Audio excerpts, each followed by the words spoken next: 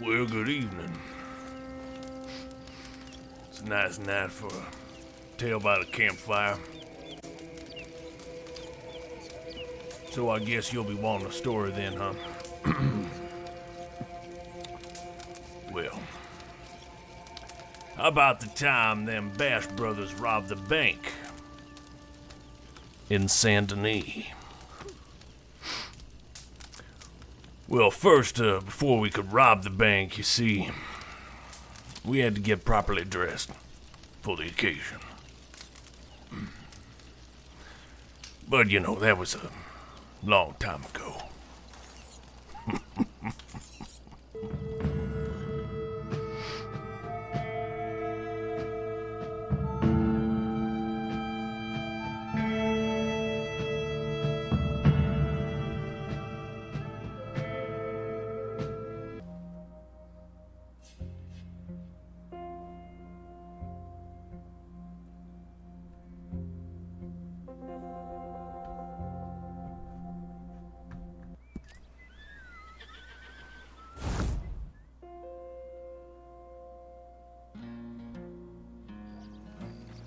Now, if I'm right, we should be all set. And listen, usually I am right. Well, not always. Otherwise, I'll be doing this with my so-called best friend. Instead of thinking about what he did to me, and the fact that we killed him. Only banks don't rob themselves, so let's get ready. You can go get changed behind the gallows there. And by the way, Horley came by. I said you was acquitting yourselves. Horley? Well, well, well. We look good. You certainly look the part. Sure do. Bank manager will see you pull up in the stage dressed like that, and he'll think you're from the express company. Well, he won't know Let you the right thing. into the vault. Then it's happening. That's You right. blow the safes, or crack them if you don't want to make a noise.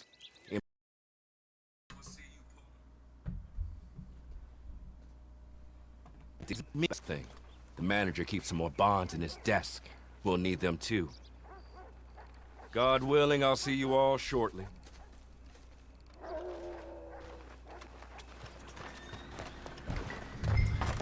Gotta get them bombs in, huh? Well, I'm gonna ride back seat here. Take the scenic route on the way. With my Bash brother here.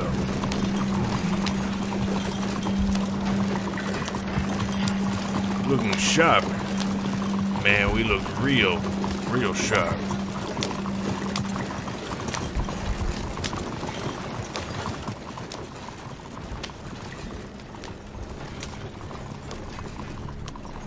You gotta look good to rob a bank, you know?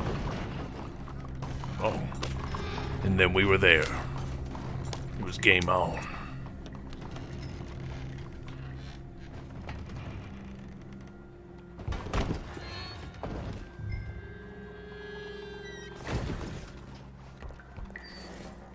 Oh, seems like, we did a rather unusual parking job that day, if I do recall. One of the horses was sort of standing and falling in the middle of the road, you see.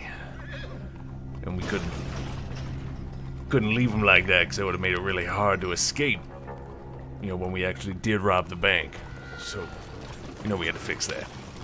So I climbed back in for a minute, you know, figured I'd, you know, get in, get out, and kind of reset myself, so to speak. And of course, as he always does, my one brother kind of sprinted off ahead, so I had to catch up to the gang. I was expecting you a little later.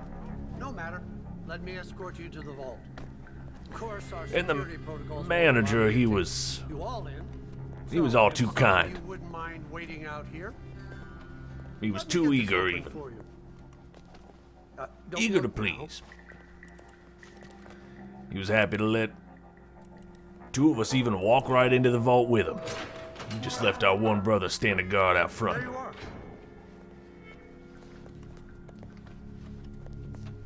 Come in. I believe the allocation request was for the regular amount. Yeah, the regular amount is what he thought we were there for, but I gave my brother the signal and he took quick work. And then I had to inspect. What is this? Really? I shouldn't joke. Was this a Fitzgerald Brothers lock and safe? Because if it was, well, that property of Lemoyne was gonna crack right open for me. You see, I'd worked in the Lemoyne Fitzgerald Brothers lock factory, resetting the cantankerous. It was a swing shift, so they didn't really care what we did with our free time, and well, that's how I got so good with them clickins and them clackins. I had to listen close, make sure I didn't overdial.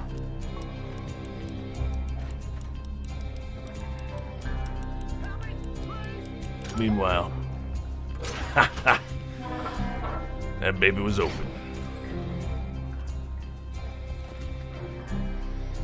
So I, of course, did what I do best. I looted that safe. Got the bank bonds, just as he's asked. And then before I knew it, I heard a gunshot. My brother had already started the scene. Now was what to do with the bank manager. There was one more safe in the way here. It seemed like it was reinforced. It had a different type of locking mechanism I wasn't familiar with, so I figured, well, let's move his body out of the way here. And then I would take a closer look. And upon inspection, I realized there was no way I was going to be able to crack this safe, even if I crouched near it. So I did the only logical thing. I figured, well, I'll just whip out a stick of dynamite and maybe toss it in here and just see. You know, the bank manager, we got to do something with him anyways. So worst case, you know, the bank manager's taken care of. Best case, we also get that safe open. So I just let it blast. And sure enough, it did not open that safe. All right then. Well, just gonna move on. And it was time to hit the road because we were suddenly wanted. My brother was keeping it cool. He'd killed several cops in the street, and I figured, well, I'll just climb back into the stagecoach because it seems to be pretty well secured.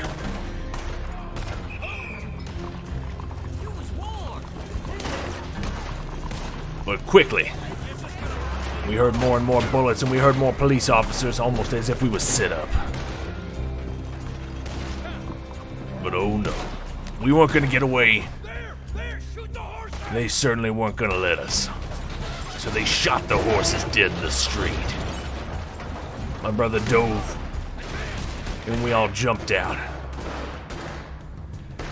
And I fired a few shots as we sprinted through the alley, and I tried to block our escape. But we knew we were wanted men now. It was only a matter of time. So we had to fight our way out.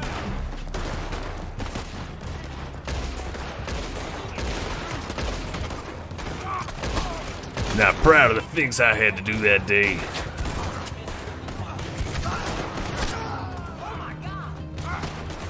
But I did what had to be done.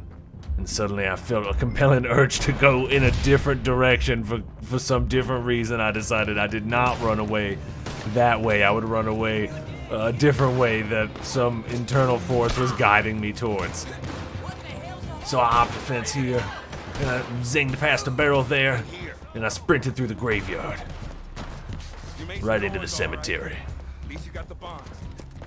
Come on, let's cover up here. We can hold them off until we got a way out of here.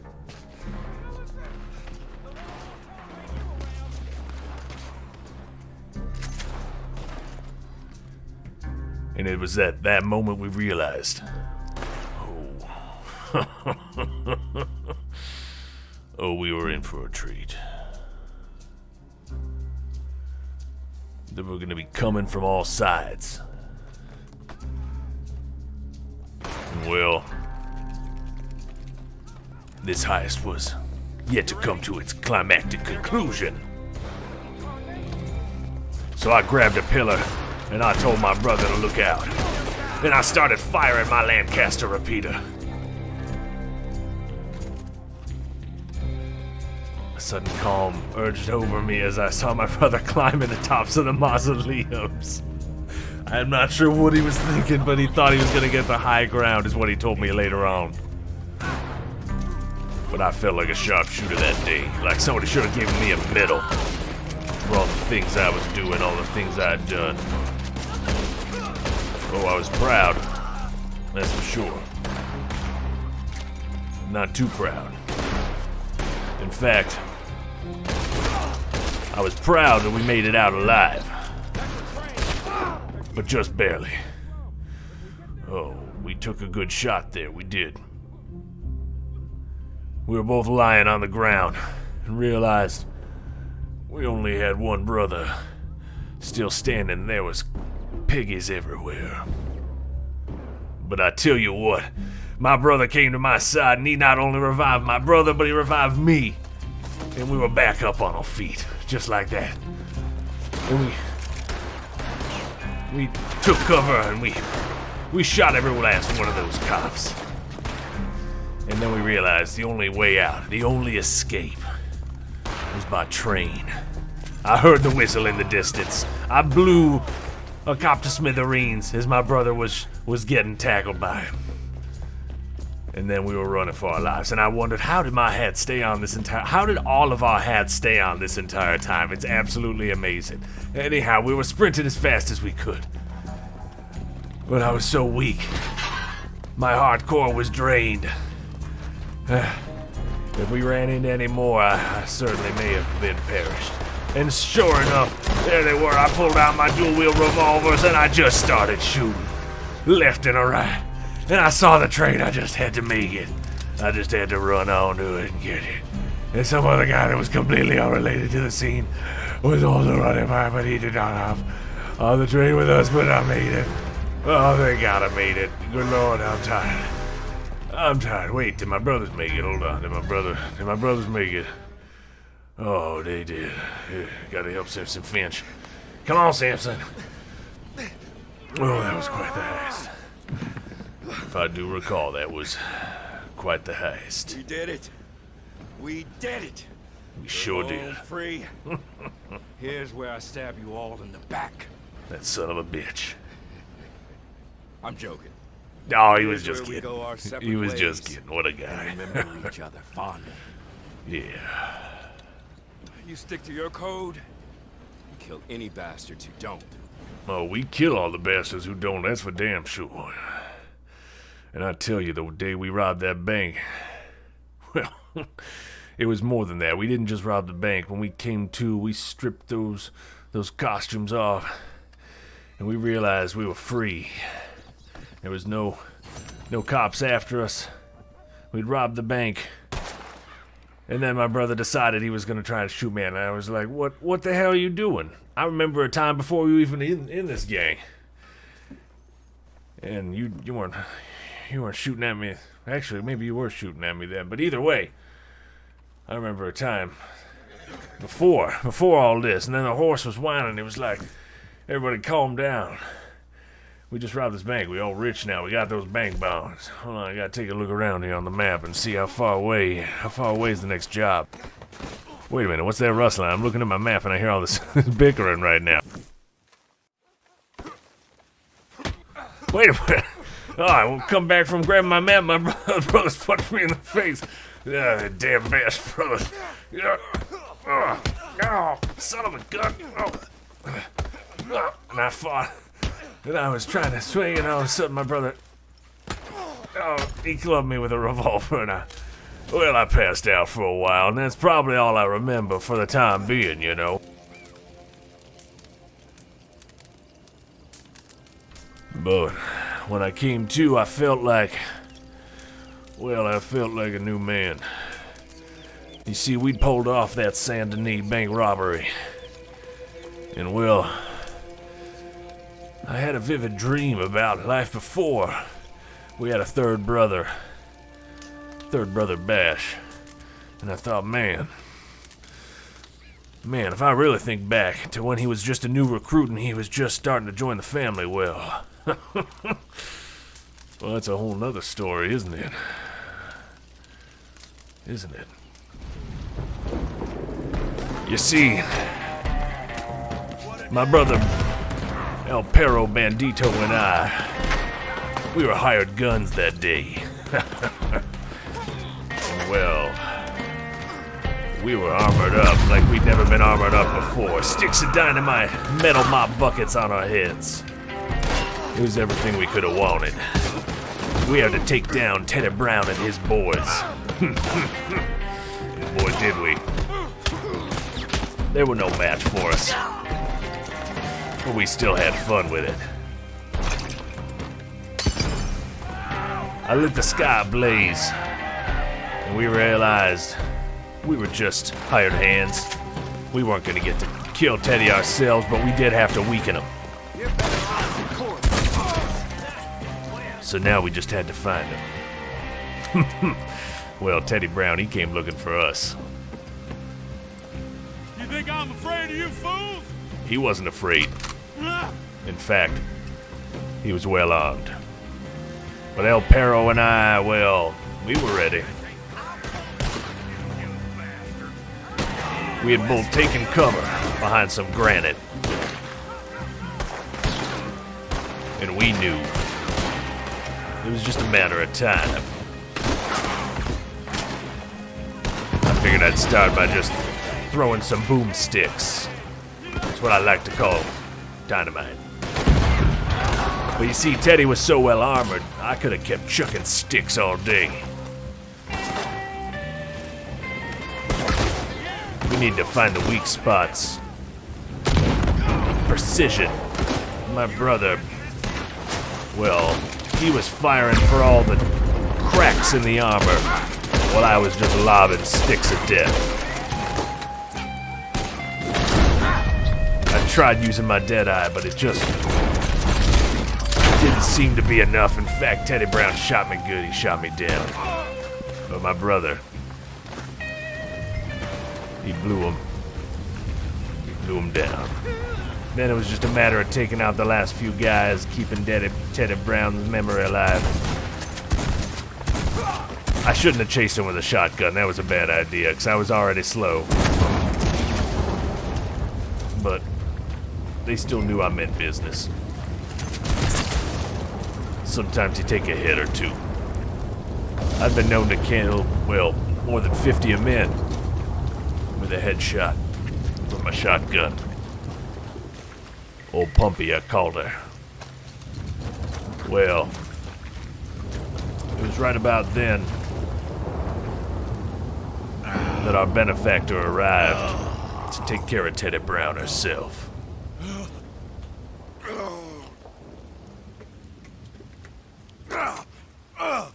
God damn you!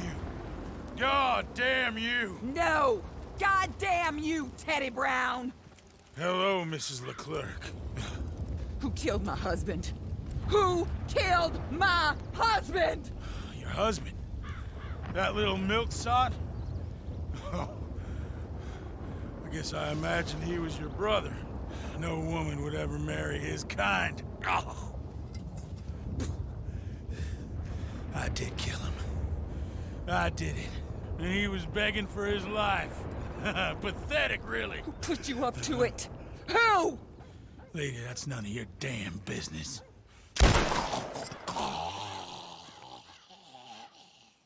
And just like that, Jessica Leclerc took care of old Teddy Brown. Then I guess we'll kill the lot of them. That's 1 down, 3 to go. Mr. Horley, pay our friends for their service. Thank you. We shall be in touch. Well, El Perro and I, we were two that day. But little did we know that after our encounter with Teddy Brown and Miss Leclerc, well, we were soon to become Brothers 3. When a stranger, well, he came riding up on us.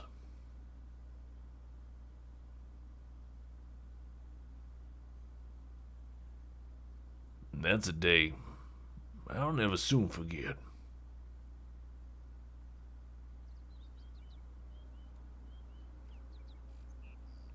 See, I didn't dress as well back then. Didn't even have an undershirt. Just a jacket and some pants. And I had to take that metal mop helmet off, and it really thinned out my hair on top. And I was thinking about, man, I'd really like to have gotten some dreads. Maybe if I got some dreads and flipped them up over, I could I don't know, do something different. I don't know. Anyhow, I was checking my loadout, spotting who else was within earshot, and I decided to mount my trusty steed, Glenn. Glenn was a good horse. He was thick, but he was also pretty stupid. Once or twice, he'd been known to just jump clear off the side of a mountain. With me right on him, mind you. But Glenn was still a good boy. And it was that day that El Perro and I realized our horses, well, they were similar in their markings and color. They were never gonna be ready for their new third horse companion that would come along with our new brother. And like I usually did, I was checking out my map, trying to see how close to the nearest gun store. Seemed like Tumbleweed made sense, so we'd get on a ride. But suddenly we heard a little boy rustling in the bushes. And he was trying to take El Perro off his horse. Well, you know I couldn't stand for that. So, I stabbed him. And when he didn't fall off, I reached around and stabbed him again. Then he sort of slithered off. And he laid there for a minute. And I damn near thought he died. I did. So, as I usually do, I was just checking to make sure. And El Perro's horse was checking to make sure, doing little taps. And I thought, well, seems good enough. Do the usual Bash Brother thing and make sure there's no survivors. You know, no one to tell the tale. And as it was, we figured we'd get back on our horses and, go to the gun store. Because we were sure that little bush boy was dead. So we were trying to take off again. But suddenly, it was like he'd hopped right back up. There he was, back in the bushes again. Coming right out. But this time with a gun. And I said, boy, I'm gonna circle around you and sort of knock into you and just test your mettle. You seem pretty focused. Tell you what. Why don't you guys figure this out, and I'll go to the gun store by myself. But in the meantime, leave no witnesses, never want to leave a witness there.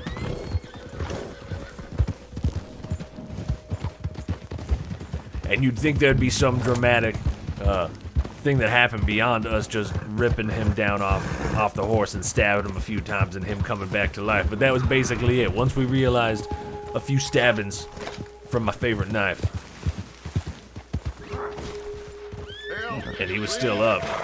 Well, that seemed good enough for us. Then we encountered the stranger on the road right afterwards and thought, hey, maybe this one time. Maybe just this one time we don't kill him, right? Maybe I use this knife and we cut him free, El Perro. What do you say? Nope. That's how you know we're brothers. Thinking the same thing. Well, there was a lot going on in my mind at that moment. I'd made a new friend, a new brother. We were gonna go to the gun store, but we'd gotten so sidetracked, I just lost all track of time. And as I stood there and I just thought about all the things that were going on in my mind, it only made sense to just drink in the moment and sort of look up at the sky and wonder, how could I be so lucky to have two brothers now? And 9 cents. To have two brothers, some 9 cents, and an open health cure. How could I be so lucky? Very lucky man. Anyhow, I continued on, told my brothers as they were getting on the same horse, which became really a Bash Brothers staple. The more you see of our stories, the more you'd understand that, well, we really enjoy climbing on each other's horses and riding together. It's just a family thing to do. You want to see what I can do with a shooter? And then this guy, he got in the way and he started threatening us and such. And then we decided, well, we shouldn't let this guy see anything. So he just sort of fell off his horse by a magic lasso from nowhere. But I had to take care of him and make sure he was good, done for good. So I just blew him in the head with my old pumpy. Oh, and then there was another guy showing up. And I realized I was out of that ammunition, so I had to reload. And then his horse got in the way. And then I think I shot him, but then someone else had shot me, and I fell still for a moment. And then I woke up and I was in a bunch of cacti. Cactuses? It was a cacti. I don't know. It was a I woke up and I was running. And then I saw my brother sliding down the hill, so I knew he was okay. And we just had to find El Perro. Where is El Perro? Oh, I hear him coming. And then I whistled to Glenn. And I thought, damn, Glenn. You're a good horse. Well, why the hell you up there? Wait, that's not my horse either. Where's my damn horse? Oh, there he is. Nope. I'm just gonna hop on here. I decided at that moment I would pass on the newfound learnings from K-Red, my brother K-Red, as I hopped on the back of his horse with him, and we rode together. And then I realized he was going the opposite way from the gun store. He was actually going the exact opposite direction from where I needed to be going at that time, which was the gun store. So then I tried to convince El Perro that he should give me a ride, and then I was looking for my horse, and then I realized, oh, wait a minute, my other horse, who's even faster, the greatest horse of all time, the Ghost, Baxter. And I rode Baxter like the wind. And I rode him to the next town, as I heard in the distance my brother killing another man.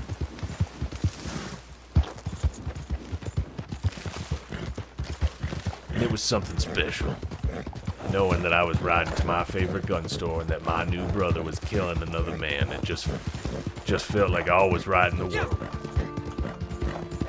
And I was riding my favorite horse, even though Glenn was cool. Glenn's sort of an idiot. He seemed to have disappeared, so fortunately Baxter was here, and Baxter's faster and better anyways. And then I came across a man coming at the bridge, and I thought, well, maybe this one time, no, just kidding, not gonna do it. No, absolutely gonna shoot him dead. And because he was in a defensive mode, he wouldn't let me target on him, so I had to shoot him a bunch of extra times to really make sure he was extra dead. And boy, when I tell you he was dead, I mean he was extra dead. And it was a good feeling, knowing that I'd finally gotten to my favorite gun store, and just like that, you know. Well, you get how the rest goes. Guess I probably talked enough tonight. I'm sure you got better things to be doing than listening to me spin on about my brothers and all the mischief we got up to back when we robbed Saint Denis. Maybe I'll even tell you about how I got this bear hat someday, but for now, just know the Bash brothers, well, there's a lot of stories yet to be told about them. Good night, y'all.